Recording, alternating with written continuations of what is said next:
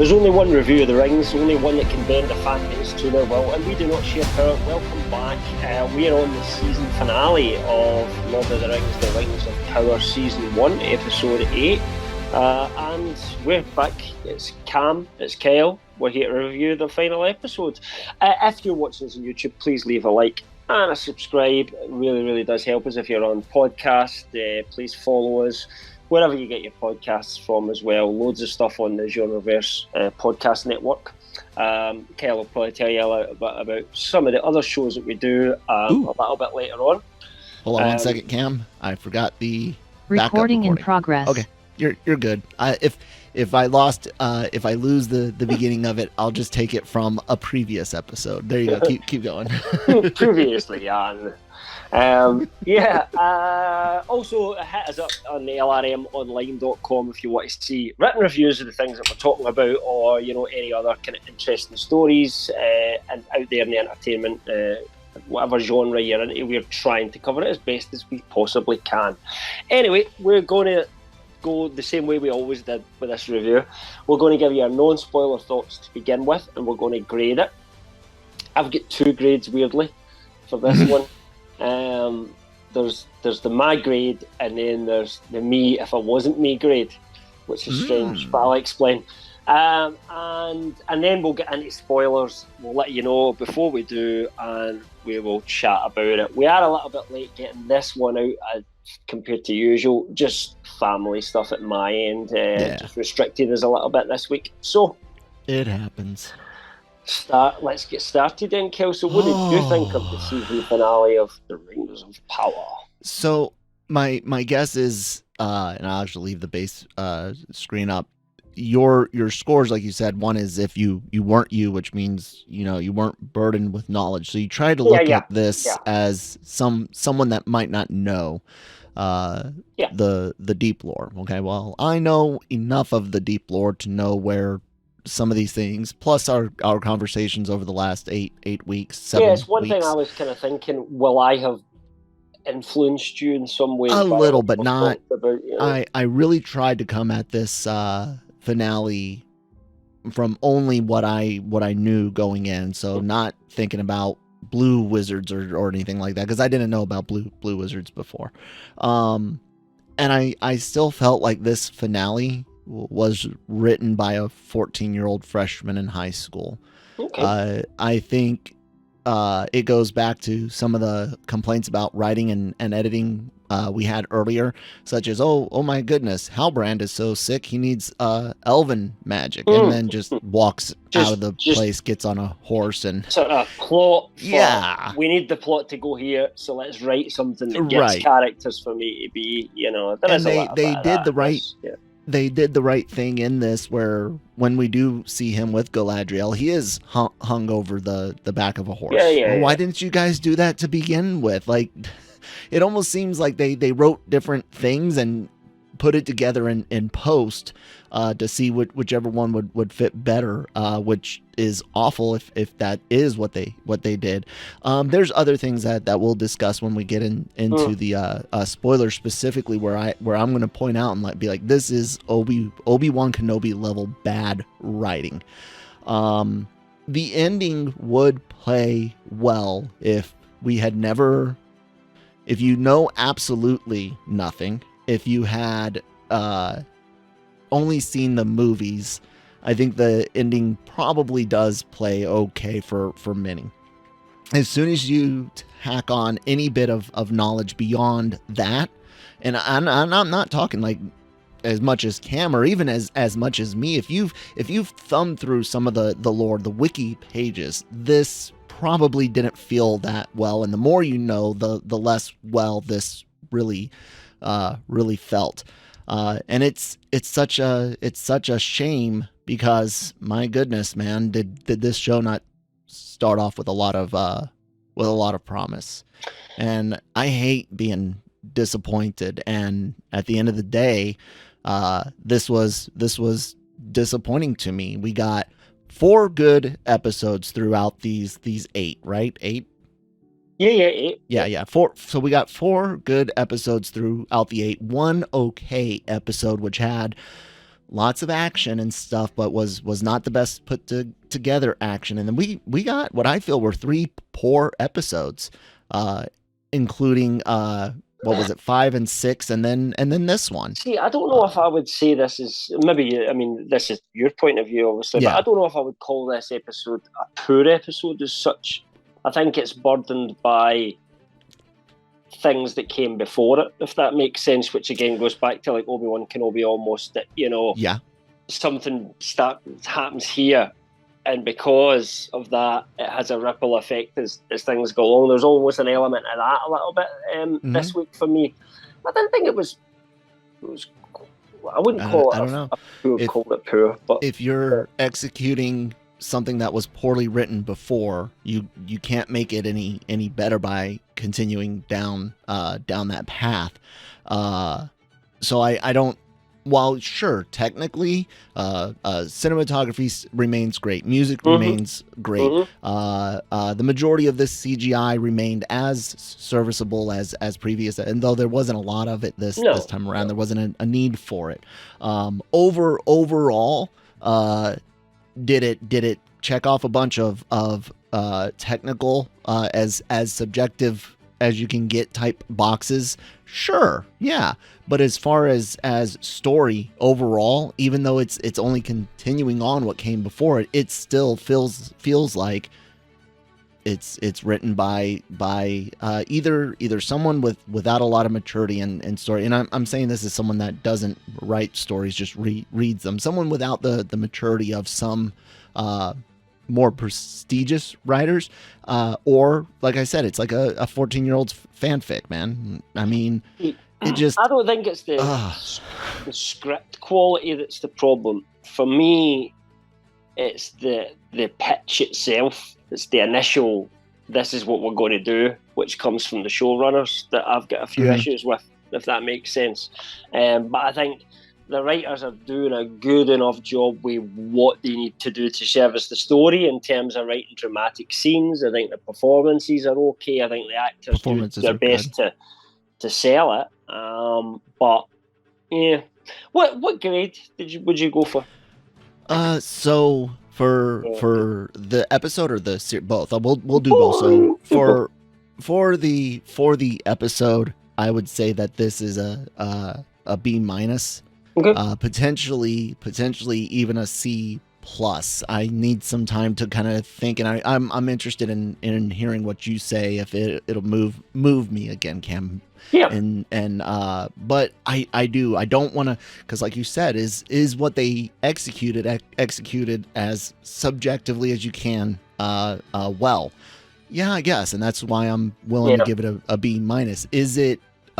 As part of its whole, and looking at everything as far as where they were, where they could have been, where they are, that really makes me want to go more at the C+ level. But like you said, there's a lot of good things there. They're just not related to the story and script. Yeah, sure.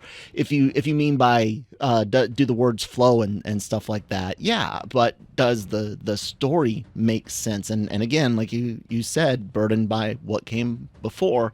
So I give it a B-, and I give the overall series, unfortunately, the same, a B-. But that one I'm hard on. It's a B- for the season overall. There's no ifs, ands, or buts about that. It's been severely disappointing, and it's only because of the amazing things in the first few episodes and things sprinkled in there that it maintains that, because I hate being disappointed. What about you, Cam? Well, I gave it 2. If I'm talking about just the episode and so on, I gave it 2 grades.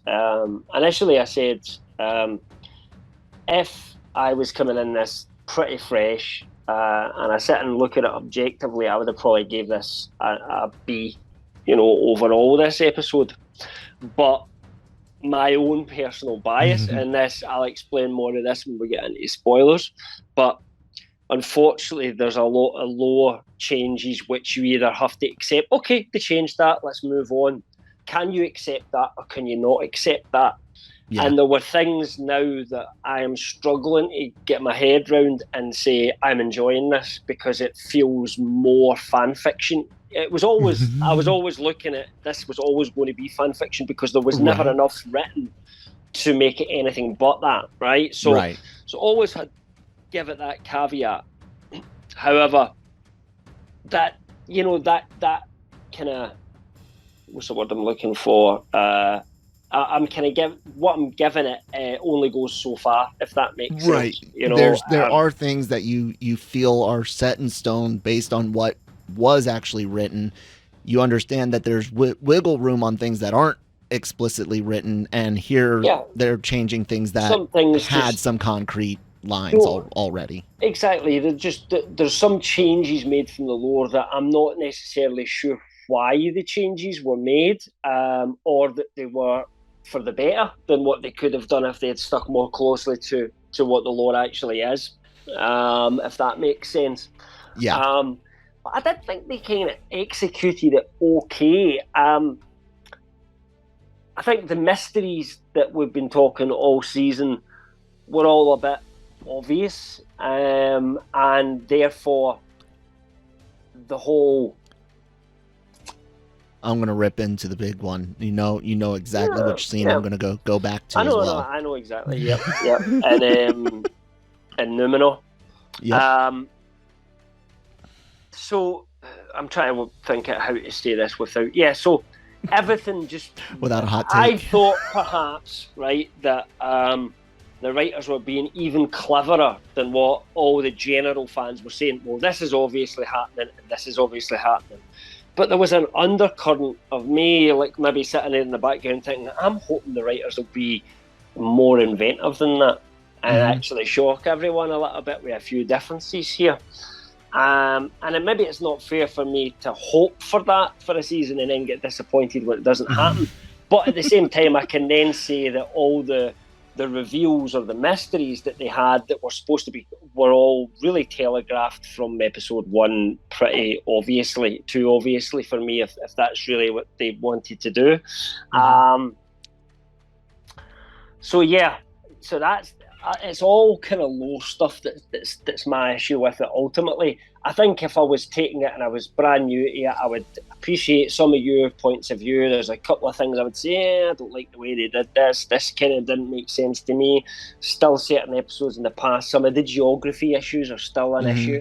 You know, for example, time crunch and distance crunch. It takes Galadriel 6 days non-stop to ride with an injured person all the way there to kind of London, if you like, not Eregion, is where they were, which is the closest, I guess. But and then it just so happens Gil-galad's there as well, and Elrond's, well, he was kind of based there anyway, so that's okay.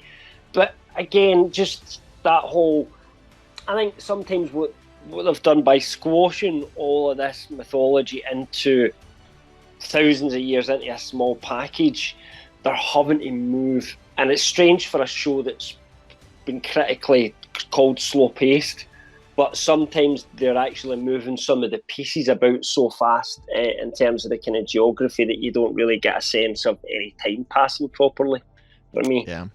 That makes sense. I gotta say, something funny just happened. So sometimes I get fidgety and I'll play on, the computer with my mouse and I start tracing out like patterns or something, like subconsciously, right? I saw my mouse cursor on the screen on OBS, but it's actually down on you on Zoom. So my mouse has been playing over your glasses and ear. So I just know because I thought I was on. Yeah, I thought I was on OBS, right?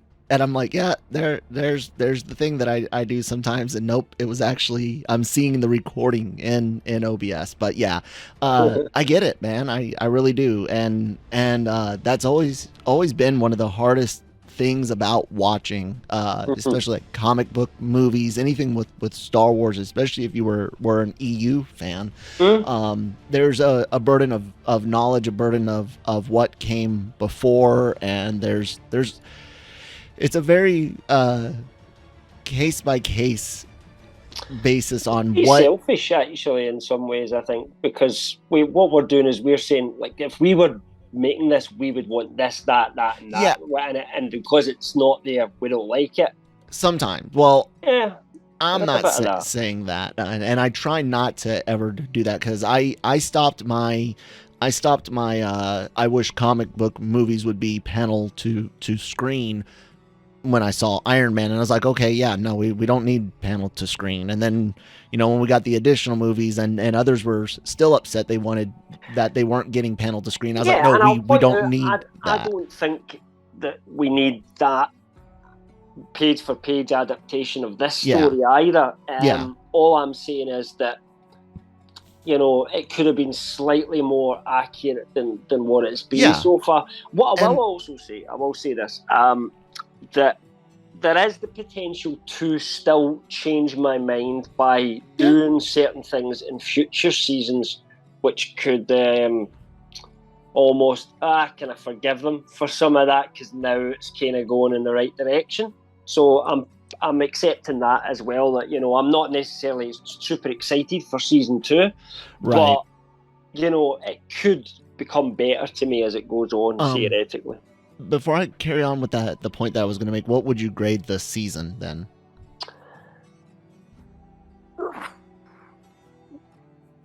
Tricky. Okay, Cam, think about it, Darren. Probably I would say probably a solid B, because there's potential there, and there was some great things, but the potential wasn't always fulfilled, and there was a lot of negatives to take from it as well. Okay. So this conversation we had on our Discord, it's actually in the I don't know why we did it in the private Breaking Geek Radio room, but it happened there. And the discussion about accuracy, expectations of things that come with lore. And by the way, you guys can join the Discord. The Breaking Geek private room is supposed to be for like episode planning, not full conversations. We do have full conversations in the regular rooms. We got rooms dedicated to all the podcasts and big topics, general news, things like that. We even got a spoiler room, so you guys can venture in there and discuss the spoilers of episodes of things that have So Danny had asked about why it's easier to do changes with comic book characters, because there's so many different versions, but you don't get the same leeway with Lord of the Rings because there's only one version, so to speak. But even though Tolkien's additional lore did change over time and stuff like that, and he's like, is it wrong or right? And Janet, of course, brings in his points about how fans don't like it when things are changed, and I said generally, unless it's being made clear, something is like a reimagining. Like, look, we're taking the basics of it and we're doing our own thing. If you say that from the get-go, you will get from me the same amount of leeway. I'll be like, okay, cool, you're doing a reimagining.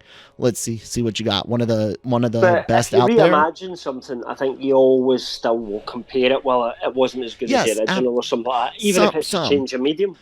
But I'll say one of the best examples of a great reimagining, Battlestar Galactica. I bring it up all the time. It is vastly different from the original series. Incredibly different. With how they stuck the landing, but ultimately, I'll give you that. Overall, it was its own. They took the basic thing from the original. Yeah. Exactly. So I always pin that one as a great example of a good reimagining, and even my dad, who was a big fan of the original, he's like, this is great on its own. It's different than what the original is, and he'd complain about that sometimes, but generally he watched it and enjoyed it for what it was. Present this to you then. Sure. One of the reasons we like Battlestar Galactica is because, and correct me if I'm wrong, but I think most people will say it's superior to the original, because the original was 70s campy, it didn't have a lot of money, so it wasn't too hard to improve it, right? No.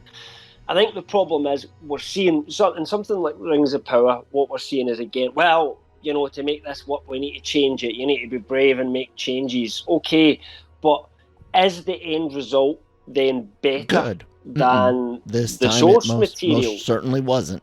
I don't think. Not sometimes Tolkien puts things in a way which I think, now we could talk about the timeline crunch, for example. We saw House of the Dragon in season 1 go through around 30 years with cast changes and everything like that happening. Why could we not even have had 1 or 2 episodes that show the passage of time within the Rings of Power just to spread it out a little bit? Yeah. Because one of the issues I have is that they have now put in plot devices to speed events up because they've crunched the timeline, and I have issue with some of those speeding up events. So, I mean, they could have ended up crunching some of it in the middle, but why not take a bit of time first of all? Like we could, for example, have saw Numenor several hundred years earlier when they were really friendly to the elves, and then when we see them coming back again, everything's changed, and we have a completely different cast because none of them are alive anymore. And would that's have been interesting. Money and cast is why the but House of the Dragon exists. Pulled it off. They had certain characters stay the same. 30 years is a lot easier than hundreds, I guess. I don't know. Yeah, but it doesn't make any difference. All that matters is that you have different characters. Yeah. I'm not. You would have to remap the whole season 1. I get that. It's not as simple as just doing that. But this is just an example. Is by putting the time crunch in, I feel that they've decided, well, we need to change this and we need to change that and we need to change this, and they've kind of almost done a little bit too much for me in some ways. And so I said it's got to be. It's a case by case basis, and that goes into what is the original source? Is it a book? Is it a comic? Is it a game? And what is it being translated into? Movies, television, or animation? Because that's its own can of worms. Mm-hmm. Generally, I would love for things that stick to, if you're not saying this is a reimagining, if you're saying we are adapting, I would like you to stick to the core lore. Then there's certain set in stone things that are supposed to happen. You should stick with that. And then Jammer and for those that don't know, Jammer Janet are the same thing. It's a text autocorrect inside joke here at GenreVerse and LRM. But Jammer goes in and talks about how, a lot of people can't adjust, like they can't adjust to the changes, and that you should say that you wanted this, you didn't get it, so it's hard to enjoy, and then give your opinion. But he does make a point that a lot of people that don't get what they want, they say this is shit, everyone involved. Well, I'm not going to say most people say everyone involved should be hurt or anything, Jammer, but you do get people that are like, because it's not what I wanted, it's trash, I mean, people were saying that from episode 1. Yeah. This did not fit my exact expectations from episode 1, and I will therefore hate this show forever and campaign and tell everybody it's terrible now. But I'll still watch every episode, but I'll hate watch it, And I had we give it a chance, though. We did give it a chance. Absolutely. And that's the important part is to give it a chance. But I said there, and I keep banging this point home on different things, because this point is not just on Rings of Power. There's a fine line between changing your expectations and settling. Like I said, in order for me to change my expectations, you need to tell me ahead of time. Am I getting a reimagining? Am I getting an adaptation? Am I getting a remake or a reboot? You know what I'm saying? That all of that matters, and that's how I have to approach things. Because if you sell it as, say, in Marvel, a multiverse saga, and all of your multiversal events have zero consequences up to the current point, I'm upset. You did not deliver on what you sold. I'm going to judge you based on your multiversalness, and it sucks. But the thing is, that thin line when everybody starts saying, okay, well, I'll just accept it for what it is. They're only going to give you guys crap then, because it's cheaper to make crap. Not that Lord of the Rings of Power was cheap. It wasn't. but they know that they can cut corners next time, and then they don't have to have as many. It depends. I mean, the showrunners have said that they do and have responded to some of the criticisms about season one, but one of the things that they've highlighted is we've heard people say it was a bit slow paced, and we're taking that into season 2, and that kind of worries me because I'm like, that wasn't my issue, That was not my issue at all. But at the end of the day, it's like you've all these different groups of people that like different things, and not everybody's going to like the same content. No. So the goal when you're making something is, what's going to appeal to the most people that I can in general, that's what you're supposed to do to make money. I think what the Rings of Power have consciously done is, I don't think the Tolkien nerds will really be that into this, but, there's not, maybe they're not that important. Let's try and get that casual movies audience that we kind of got before a little bit. Yeah, it doesn't have to be that way, though. I mean, the Tolkien. I mean, they look, guys. For those, because it would be even slower paced if you followed. Well, yeah.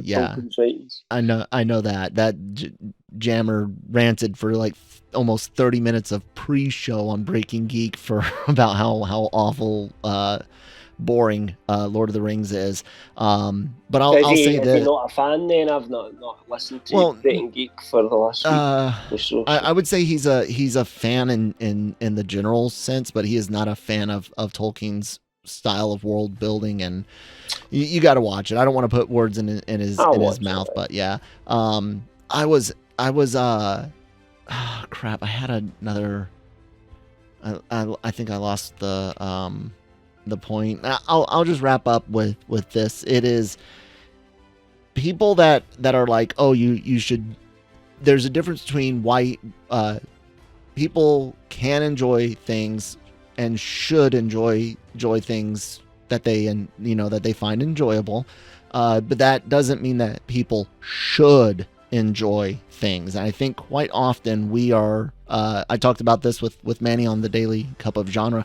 I think some people are so desperate to be positive, so desperate to find things. And I'm not calling Jammer or any of these. I'm just saying in general, in reviewing things out there in the world. They're so desperate to be positive or potentially scared to be negative, whether it's scared of losing the opportunity to review the next project, or they're scared to upset Twitter, or whatever the case may be. There is this sense of the fan base that don't have a stake in it, because you get, I mean, like we've saw with Rings of Power, there's almost like 3 or 4 subs appeared in Reddit that all have very different views, and very quickly they've all become echo chambers. So it's like there's a certain one you can go to, and if you are critical of the show, you will get downvoted, and people will say, why don't you come here and leave this place for us that like it? And I've spoke against that before and said, listen, that's bad. Awful. That's bad. That's not good. That's how we get crap like this. It's okay to say, right, see the people that are just going to come in and troll it, haha, lol, this is crap, but not discuss it. But if someone's going to come in with genuine criticisms and back up an argument, you have to, even if you disagree with it, you have to even accept if you that. Disagree. Because that's what you should invite different opinions from yourself to grow. If you just get an echo chamber, you don't learn anything. It doesn't. And equally, it's the same the other way. There's one sub that I've been on where it's like if anybody's positive, you will just get laughed at, and everything's just negative. And there's probably one that's kind of in the middle a little bit as well, and that's probably the most reasoned and best one. They kind of lot of them at the moment, as you would imagine. So, because there isn't any right or wrong answer. It's like people will say, if you like this show, you must be an idiot because it's terrible. No, your opinion is that it's terrible. And what you think is, what you're saying is, if you don't share the same opinions as me, you are an idiot because I am all-knowing. And, everybody's get a bit of ego about their own opinions. I understand that. Your own opinion is yours, but it is not a universal opinion. People have different tastes and different needs from what they want out of entertainment. And I think there is a group of people who absolutely have loved the Rings of Power so far, and I'm really looking forward to. I also think there's a bunch that like it to be contrarian to those that don't, and that's what sucks is that exists. Like the fact, and so the opposite you'll get as well. Exactly. I cannot stand how we've mentioned it in Star Wars. You gotta love everything, and if you don't, you're not a real fan. About this, and we say I like this, I didn't like that, I like exactly. This, I like that. It's and a that's case by case basis. It's not a one. Honest. Anyway, it's not a one size fits all. Just get to the spoilers. Probably. We usually keep this bit really short. We've probably went on for ages before we even get into the nitty-gritty of where some of our issues are, etc. So let's talk about spoiler alert. Let's talk about the big reveal. Who is Sauron? One? Right, that one. Okay. So, and I'm sorry, ladies and gentlemen, I have had some issues with my headphones, and I'm hearing a bit of a buzz. If that's in the audio, I'm sorry. I don't see it in the wavelength, so I think it's just my headphones. But okay, good. So hopefully it's just my headphones. I can replace those, but I will apologize. So who is Sauron? Well, it's freaking Halbrand, and why is it him? Well, they did whatever they did. Could it? Would this have worked for me? This is what I want to get to. Go back a few episodes ago. I mentioned when you were talking about theories that he is Sauron. Because we've been talking about this theory the whole way through. And I went off and I was like, well, why did they show us him put the crest down, and then Galadriel leaves after saying, you're going to be the king in the south, and you're going to come to this meeting, and we're going to go off to war. And he's like, no, I won't do it. Throws the thing down on the table, walks away. They're both gone out of the room. Camera stays behind. He comes back and grabs it. What in the frack is the point of that? That alone right there. Who is around him to see him grabbing this crest? Let me present a counterpoint to that, though, now that we kind of know where we are. Because what I think you're misunderstanding is that the showrunners are trying to say that Sauron generally was being repentant at that point. And really, I think they're saying that he really That's not even where I'm coming from. Stay in Numenor. So he genuinely was. I think they're trying to say. I'm not saying whether it works or not. I'm giving you the devil's advocate point of view, right? Okay. Mm-hmm. The fans would say that that basically at this point he's like, if I go back there, I'm not going back there because I'm just going to end up I should just stay here in Numenor, stay safe and chilled and away from all that from now on. And then he kind of decides to do that, and then he goes, no, I need to come back. And that he's inspired by Galadriel, like she's trying to inspire him, that he genuinely is inspired by her to go back, and that he starts to see her potentially as an ally at this point. Sure. When a 14-year-old writes this stuff, sure, Cam. I got what they wanted to do, but that's not how it plays out, and that's not how he even plays out during his big reveal, where he kind of feigns the repentance. That's a feign. That's what it seems like from the get go. Point, he has because even that's what I'm saying is that whole writing is there just for the audience. That's the thing. I don't think it's in there to cement their stuff later on, because they make it very clear for him that he's like, I was already pulling things. You were the one that did it all. It's a feign. It's a freaking fake out, and it was there only for the audience, and it goes against everything that seems to be going on, because it's very clear and that's what I mean by potentially bad writing, is in this speech he gives to Galadriel and during his whole big reveal, they make it quite clear that he really didn't intend to stay on Numenor. It's a feign, and it's so poorly executed. I'm not sure if that is genuinely the case. That I think whether you think it's executed well or not is a different scenario. But I think they're trying to say that now he thinks that he should be here and he should be present, and that he wants kind of Galadriel to work with him.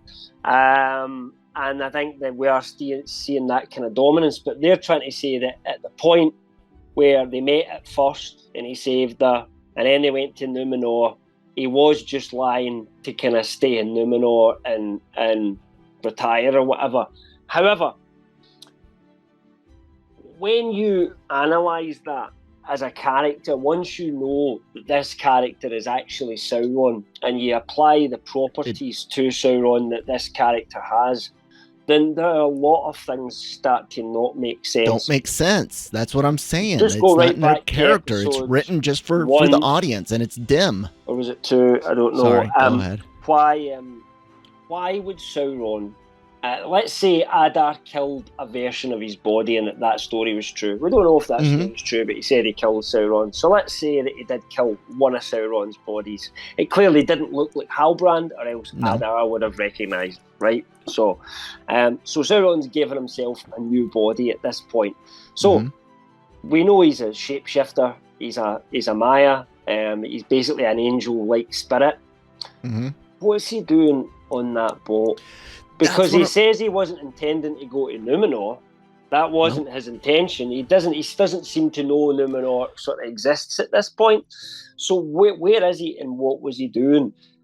None of it makes any sense to me. There's nowhere west other than Numenor, and he wasn't really on course for it either. So what was he doing on the boat? Was he just trying to get somewhere away? Why would a Maya who can just be an angelic spirit for a while if they want, and how could sit for a century inside a mountain, or just invisible to anybody else, so completely safe, unharmable, in that form? Why would you not be taking stock or deciding what you're doing that form? Why make yourself into a body that looks like a man? Because it doesn't look like an elf. He's specifically chosen a mortal looking body. And why, when he's on that boat and it's smashed to bits and everything, why doesn't he just nope, see ya, I'm out of here, And because he doesn't have any compassion for the other people in the boat. No. We saw that right from day one. And it all goes back to my point that I don't necessarily know if they were set on everything. The cutting, the editing, it all feels so choppy and strange, and like you said, it doesn't, these actions do not make sense. They seem like they were purposefully filmed to try to throw us off instead of using the natural, like how you were trying to explain. They could have even worked in the repentant arc, so to speak. He could have spoken of, no, when I was they mentioned it once. He says, you wouldn't want me to be king. I've done terrible things. They should have worked more of that in there. They should have had him tell a war story that makes it seem where like we're talking about the mystery's not very mysterious, because they've been giving us these hints right from the first episode. People have been saying, surely Halbrand is Sauron. And apart from the few that thought it was a stranger. So I think they wanted us, is it Halbrand? Is it Sauron? That's what they wanted us to do all the way through it. And very it didn't well feel good to at me. all. Because it was so obvious, but also didn't make sense to me, that I thought they were doing something cleverer. And actually Anatar's, because it sounds far cleverer to me if Anatar, which is Sauron's disguise, if you like. I don't know whether even they've got the rights to use that name, because obviously he's Halbrand at the moment, but we'll see. That if he'd been there the whole time influencing things like we talked about, instead of there really being the elves fading that fast, it's actually a deception of Sauron that's making them think that, because that doesn't work either. The whole idea that the elves all of a sudden into a certain point of the second age have suddenly started fading so fast that it's going to take months where they have to go, that story is not anything in the lore and has just been made up by the showrunners to put some haste into the elves of why to put them under we have to get it done now. But actually, if Sauron had been more, if they could have still have that, we're fading eventually, it'll take maybe hundreds and thousands of years for that to happen, but it will come eventually, and then still have Anatar show up, telling them about things that they could do to try and kind of rectify that. That's basically what happens in the books, and they're attracted to it, And a lot of that's Celebrimbor's pride as well, that he's looking to kind of fulfill make his name lineage, if you like, because he's an heir of Fëanor and do his one special thing. So he's kind of more open to that deception. Whereas in the books, both Galadriel and Gil-galad, despite not knowing it's Sauron because they have no idea, so you can't tell. He's a proper shapeshifter. He can look whatever he wants. But they were just distrustful of it for whatever reason. So what they've done kind of now is like they've had, Sauron help make the rings, if you like. So they've kind of showed that, and that all happened a little bit quick for me as well. Yes. How they just suddenly, we've now got the 3 rings. But the other issue I have with that is the order now that they've made these rings, because they've now made the 3 rings first, and Sauron helped make them. Mm-hmm. Maybe, all right, they went from 2 to 3 at the end. Maybe that's like, see that where Galadriel puts, no, let's make it 3 because it's just something I've made up, Maybe that's the one is tyrants. Maybe that's why they're going to try split. And say that somehow Sauron wasn't aware of the third one and that buggers them up in some way.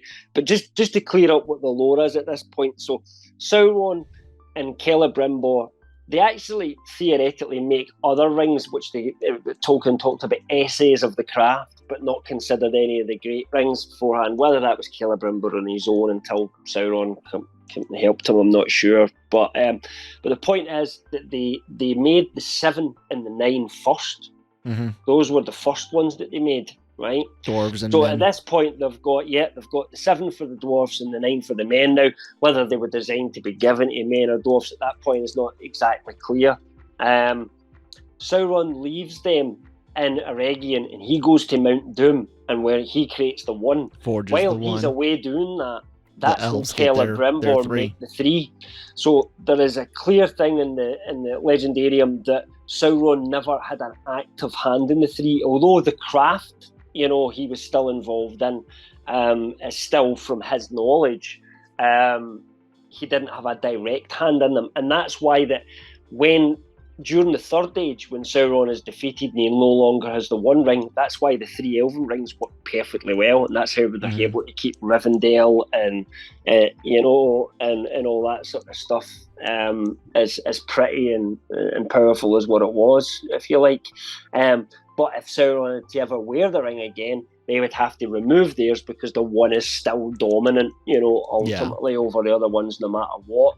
Whereas the 9 and the 7 had not necessarily, they were more touched by Sauron and could be used to evil, even when he didn't have the 1 thing, on him theoretically. And there's lots of stories about, what happens to people when, the dwarves end up losing all them. And by the time of the Lord of the Rings movies, other than the ones that have been destroyed by Dragonfire, Sauron's literally got all the rest of them back. He's got the 9 from the Nazgul. He doesn't let them wear them, by the way. He keeps them from them, and they're like, oh, give me that ring back, because they're so kind of corrupted by it. So Sauron's kind of likes to hoard all the rings, and ultimately he didn't really know about the 3 until he puts on the one and he senses that there's these other 3 out there, and they didn't know about the 1 until they sense him, and that's when they remove the 3 and they stop using him at that point. They then cannot use the 3 at all throughout the rest of the Second Age because Sauron constantly has the 1 at that point. Now, if the elves are fading so fast, are they only going to get a little bit of respite and then they take off the rings? Yeah. How are they going to survive for the rest of the show? Well, it maybe only last 3 years, so who knows? Do you know what I mean? We shall see. It doesn't just... No, the time crunch stuff, like you said, the burden of lore for you especially is even more burden. The only thing I can think of is that they're going to have Sauron either make the 16 rings himself, or he's going to come back to Celebrimbor next season in a different disguise. But then would they want to not use Charlie Vickers and have a different actor playing Sauron? Because that's what you'd need to do if he comes back in disguise.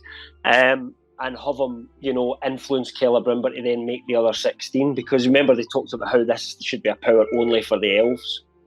Yeah. Any other I'm right in here, I apologize. Yeah, you're fine. Any other things on Sauron? I still hate things like the horse ride, which you already mentioned. So yeah, I'm good to go on how Brandon's Sauron ready. Talk about the stranger. So he's a Maya. He's been stabbed and he needs elvish medicine. I mean, that wasn't a wound that's going to kill an actual Maya, let's be honest. So he's clearly faking, but it seems as if he does need the medicine as well. Yeah, when he is falling. It makes it now makes sense why he could walk out the tent and ride away. That makes sense. But then he's left over. Exactly. It's freaking awful. And then suddenly he's all right again. I mean, really, he should be all right. A small stab whether or not he should be able to heal himself from that pretty easily. From whether or not he's actually repentant at any time to what they're trying to show the audience to carry on their hoped deception, which yes, you're supposed to deceive in stories sometimes, but it's got to be good deception and logical deception and all of that. All right, so the stranger. I when the followers say, "Hey, Lord Sauron, we're here for you." I was like, I was wondering if it played out where he was indeed Sauron, how would I react to it? And I was like, that even worse. But I was like, it's awful. It's terrible. I was like, I really hope this is some sort of fake out, and it turned out to be a fake out. Because we explained in previous reviews why it doesn't fit. Because why would Sauron restrict himself in the way that this person is restricted at all? So when it fully plays out and it is a fake out, I was like, okay, cool. So where does that leave us? Cam, is it Gandalf or is it one of the blues? This is the sad thing for me, because everything points to it being a blue wizard. By everything that they do, everything about where they are now going on their mission, points blue wizard. But we have that line where he says, Eleanor Brandybuck or whatever, always follow your nose, which is a very Gandalf thing to say. And to me that was, and certainly to all the fan base, they're all out there and they're now saying it's Gandalf. And the only thing I don't think they revealed it is I think they want more mystery going into season 2, so they don't want to say it's really Gandalf at the moment or something like that. But it shouldn't be Gandalf, because there's no need for it to be Gandalf other than we've got Gandalf, and that we can promote the fact that Gandalf's in this, because they already have these other characters that were in the lore and did go east and everything like that. Like, famously, Gandalf talks about, where he goes, I go west, I go north, blah, blah, blah, and he says, to the east I go not. And he's never been to Rune, and this character and Nori are heading east to Rune. So that's somewhere where Gandalf didn't go. Plus, he wasn't, in Middle-earth at this period. Sauron had already become a threat by the time Gandalf was asked to go over. And specifically, Gandalf didn't want to go. And the reason that Gandalf didn't want to go, and he admitted, was because he was scared of Sauron. Do you know what I mean? Whereas the other ones were more confident about going. Saruman, as you would imagine, was like, I'll go and sort this whippersnapper out. Yeah, no problem at all. And Gandalf was like, I don't want to go. I'm shit scared of this Sauron dude. You know what I mean? And they're like, well, no, too bad. That's why you're getting sent anyway. You know what I mean? Kind of thing. So, he has a great character and everything like that, but there's so little said about the Blue Wizards that you could make them a great character as well. So I still hope that they pull a fast one somewhere in season 2 and explain it's not actually Gandalf. But I think they'll either leave it vague so that we never know because the name's never used, or they'll just decide that it is Gandalf. Maybe kind of he come back in the second age at some point. Maybe kind of amalgamate it to where they serve, because like you say, they're looking for these stars and off to where they're going. What's there? Is it like you thought the other person? The people made it seem, because there was 2 Blue Wizards and they both went together east. But really, we don't know much about East and Rune and stuff like that because they never come into the stories. It was always just they went there and did stuff in the east, but we don't really talk about that, because the main plot happened in the west. The only thing that's interesting is the acolytes, if you will, for Sauron. They're like, they know what those stars are of or are above, and they even mention it. It's this and this, and that's why he knows where to go. But it's like, if it's got importance to Sauron, does it make it more or less likely that it's Gandalf? Does that question make sense? Say that again. Sorry. So the stars that he's looking for in the location he was wanting to get to, the Sauron acolytes, the ladies in white, they were they knew what those stars were, so it has some sort of connection to Sauron. That being said, the place where he's wanting to go to follow those stars, it having something to do with Sauron, does that make it, in your mind, less or more likely to be Gandalf?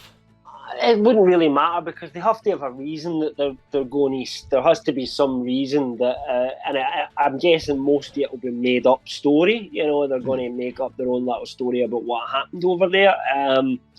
So maybe it's like this character works against something that Sauron already had in place over there. Maybe the idea of these people is that Sauron's already got a big following, and that by doing things over there, you're preventing him from calling upon those forces, for example. That's always my kind of read of what the Blue Wizards were there to do. Stop the East getting involved. Gandalf, Saruman, and Radagast were in the West doing that thing, just combating against Sauron, whereas the two Blue Wizards were doing the same thing in the East, but we don't know exactly what they did. So it's hard to say for certain until we see where they're going with the story ultimately. But here's one of the issues I had with lore as well, which they may explain more in season 2. These acolyte ascetics, whatever you call them, what the fuck are they, right? Because they can use powerful magic.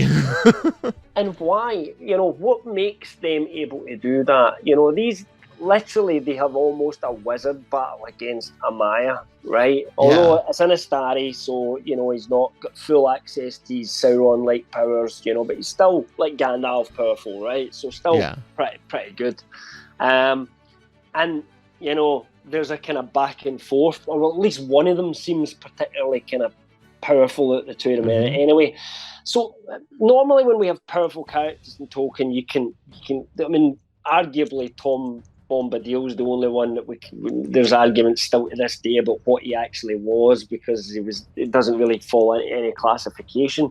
But most of the time people say, well, they must have been spirits, Maya spirits that are somehow in but Sauron never had other Maya working for him. He was just a Maya. That would be like beneath them. Like, it's almost like, it's like if he asked the Balrog, come and join me, the Balrog might be like, fuck you, prick. I'll do what I want. You ain't better than me. I'm going to do my own thing and just chill and kill these dwarfs here.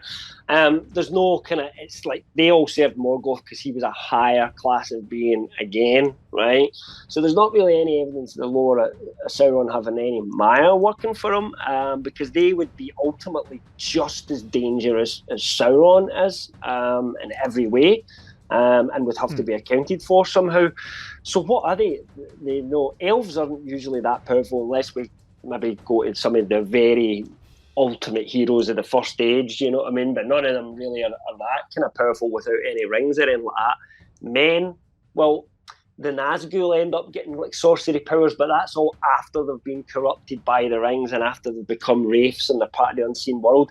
And as Gandalf / Stranger / Blue Wizard destroyed them, it was almost like that white wraithy thing. Yeah. So that doesn't make any sense, because that didn't make any sense to me. We don't have any either. Rings to make wraiths out of. So the only thing that I can think of is that we get some sort of flashbacks in season 2, and there's some sort of experiment of Sauron's where he was experimenting with that whole wraith thing, and he's actually done something to these individuals. They maybe were just, well, men, women, whatever, and that he's done something to them to make them like this. That's the only thing I can kind of think of that might work. But right now, it's just like, have they just been brought there just to be baddies? We'll never see them again. So I really hope we get an explanation for that, because they don't fit within the Legendarium unless we get an explanation, if that makes sense.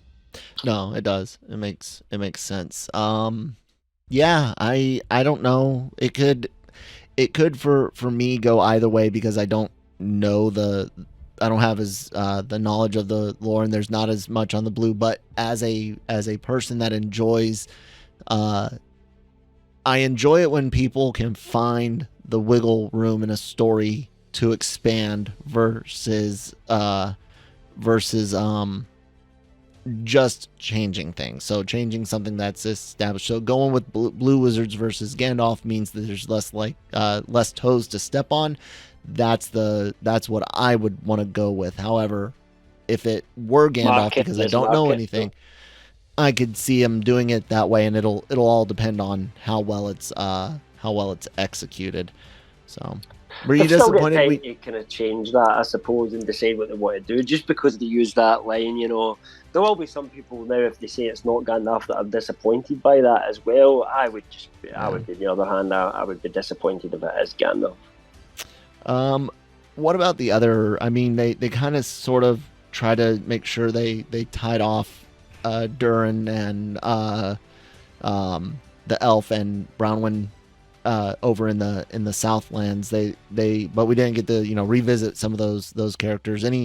Do you feel I don't necessarily know if that Durin's point of getting off this season and his story with Elrond, I think they did wrap that up well enough, but I don't know, man. How do you feel about it being a season finale? Did it feel like a true season finale to you? I mean, it kind of feels like those were the two main stories we still needed closure on, whereas the other ones we kind of got closure with last week. So yeah. I can see what you're saying there.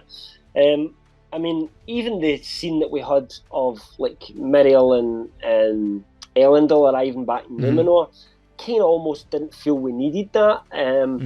But I kind of like the scene that we got of Pharazôn. So I guess to have that scene, they had to have them coming back in as well. You see how things are just going to, well, I don't want to get any spoilers and stuff like that, but things are going to end up changing over there in Numenor world. And so that it was interesting enough, but I don't think we needed to see like what Arondir and Bronwyn if they just been sitting making tea for the last couple of days. But I think where we will see them is clearly now Sauron's went back to Mordor for whatever reason, even though he didn't create it in the first place, but he's went back there, and I would imagine still, since they're still in the area, that they're going to have some sort of involvement with him in season 2, possibly, especially if he's like, I'm your king still. Yeah. I don't know. It's overall disappointing because you just see so much potential, even with changing things up a bit. Still more potential than we necessarily got. It's funny because I like the half-foot and the stranger scenes, apart from the fact that the magic battle didn't make any sense to me because I felt like they were too powerful against them. I agree. But other than that, I like that. I like Nori having to leave, although I kind of thought Poppy would go with her. I thought that was a kind of strange one. She's just on her own anyway. Why would Poppy not go with them and they become a trio? Because they've been a kind of trio throughout season 1. So I felt that was almost a strange decision because I can't see us following the Half-Foot story anymore. Why would we? No. So that's Poppy out of it, theoretically. And would it not have made more fun dispatched to have later to hobbits go with them, and then we would have had them being able to kind of converse with each other a little bit as well. That's the story that interests me most going forward. There was something the showrunners have said since the season finale came out about season 2, which may be of interest to you. I can't remember the exact quotes, and because I record this on my phone, I can't punch it up and give it for you. But they were talking about how, and obviously they didn't reveal Sauron till the last episode of season 2, but they said in season 1, but they did say that in season 2, now that reveal's out there, they plan to kind of focus on that character and really get inside his head, see things from his point of view, and how he's kind of got to where he is. So that made me think, hoping for maybe some flashbacks. Maybe they might go back and try and explain what he was doing on the boat, why, he considered. Maybe they will do that. I don't know if they're good enough to do that, but we'll see. And they almost described it as like it'll be a Walter White type situation, that we'll be exploring things from his point of view. I heard about that. In season 2. I mean, that does seem exciting now that there'll be less, who is he and who isn't he, and we can just play him as Sauron, But still, just, I don't know. It's just a lot of things could have been done a lot better, and just I felt like they were done for excitement, drama, who's who, mystery box. It was all that sort of stuff, and I don't think we necessarily needed that to tell this story well, because it's exciting enough as it is. It is. Anyways, it's been a long 8 hours or so of talking this show when you look at how long all of our episodes tally up in time, but I guess it's time to say goodbye to review of the rings until or unless, Cam, let me ask you that. Are you down to return for reviewing the rings in season 2?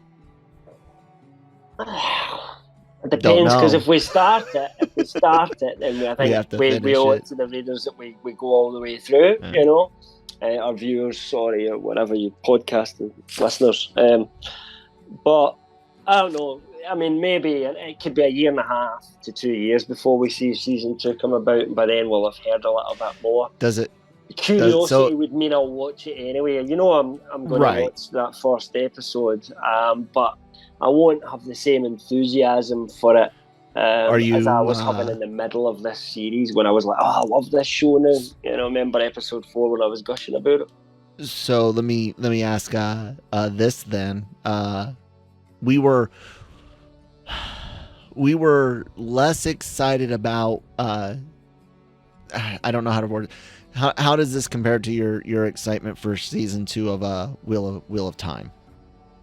Are you more excited for that now than you were or are for this sequel? I mean, I'm more excited for Wheel of Time because although it's still an adaptation at the moment, it's not fan fiction at this point, it's still an adaptation. Yeah. And I know that the Wheel of Time story gets better as it goes on, and I know they're trying to get through a lot of the early stuff quick to get to book 4, because they want to get to book 4 in season 3, because that's where the story really goes whoa, and you really understand what the hell is going on, and it actually becomes quite epic at that point. So so it'll just depend how they manage to navigate their way through season 2. There was a lot of issues. Some of them were probably COVID related, some of them were writing related. Yeah.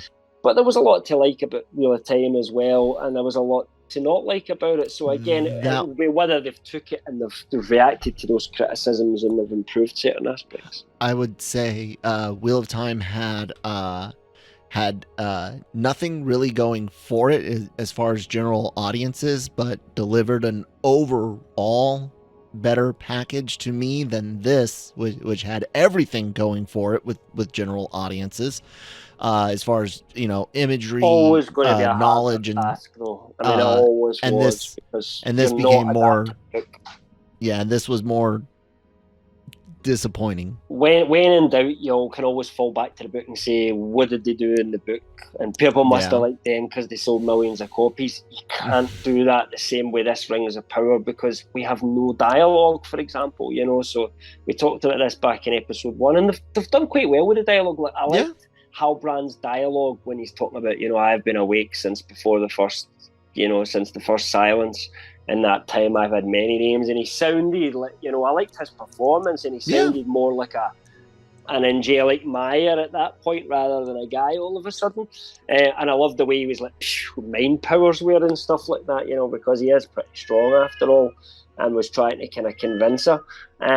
So I'm interested to see what he does as kind of Sauron, because that was the thing that attracted to me this in the first place, was that we would get to see Sauron before he becomes just evil Dark Lord spirit in a tower that, we don't really get to see any of that in Lord of the Rings. So, no. I don't know. We will let you guys know. You stay tuned here on the GenreVerse Podcast Network and GenreVerse on YouTube. And of course, follow us at the GenreVerse on Twitter, and we'll keep you guys posted, as well as our own personal Twitters at that Kyle Malone, at LRM_Cam. We got a lot of other great content on the channel. If you're watching us on YouTube, not only do you get the the podcasts like Marvel Multiverse Mayhem and the Cantina. You also get anime reactions with AVR Squared, genre shot, trailer reactions, and more. All of the podcasts like Daily Cup of Genre and Breaking Geek Radio, in addition to the ones I previously mentioned, go up on all the popular, most of the popular podcast apps like Google and Spotify, Apple. I'm showing Spotify right now, and of course lrmonline.com every day for all entertainment news, needs, opinions, celebrity interviews, and more, all available right there. Cam, anything else you want to put out, say? No, I don't know. we just have to see, I may feel differently about season 1, and I may forgive it more if they then nail 2, 3, 4, and 5, and it starts to follow. It becomes more canonical at that point, because they've said season 2 is more canonical. So we'll see if they can bring me back. Yeah, we're always open, ladies and gentlemen. Always open to encourage you guys to be the same. All right, we'll see you on whatever next podcast or show you watch on the GenreVerse. Bye.